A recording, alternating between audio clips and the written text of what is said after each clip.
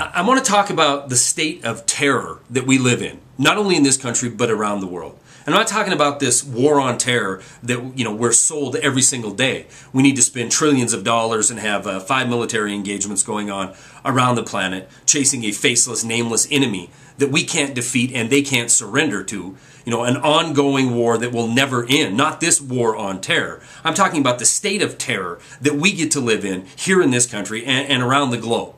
The financial terror that we are living under. The financial terror that never seems to end and it never seems to fail. Back in 2008, they used this tactic to give the Federal Reserve extraordinary power to pass a $700 billion TARP program. These things were supposed to rescue the economy then. Trillions of dollars later, we fast forward to 2011. And the same exact tune is being played. The same game, the same rhetoric. In fact, I'll attach a story to this video that shows CNN's putting out articles saying it's going to go right back to 2008 and we've already started to lose some of the progress we've made in these last couple years because of the thought of default on the U.S. debt.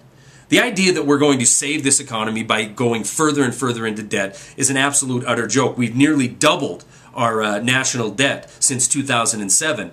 And if we look at the condition of the U.S. economy now, it's in far worse shape than it was even back in 2008 when it all came flying apart. The unemployment rate is higher. The people who are unemployed longer has exploded to record lengths. We have more people on food stamps. We have more people being foreclosed on. But these are middle class or shrinking middle class. This is Main Street. It isn't Wall Street. And Wall Street is the one that matters when it comes down to it. Wall Street is the reason we'll go further and further into debt. So we can keep their bottom line healthy and we can keep fear out of the markets. The idea that the too big to fail banks have $1.6 trillion parked at the Federal Reserve earning 0.25% interest while we have people across this country who are falling off the emergency unemployment rolls to the tune of nearly 100,000 a week is an absolute affront, and people should be literally taking the streets just for this fact alone.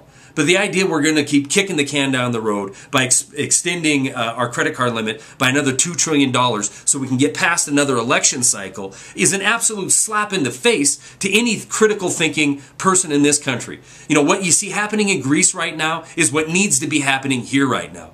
Not another penny more, not another threat more. We absolutely are willing to take our medicine as long as the too big to fail and as long as these power elite will take their medicine as well. We know it's going to be tough going. Let it happen. But when it does happen, we want to perp walk the individuals who brought us here. Stories are attached. That's all I got.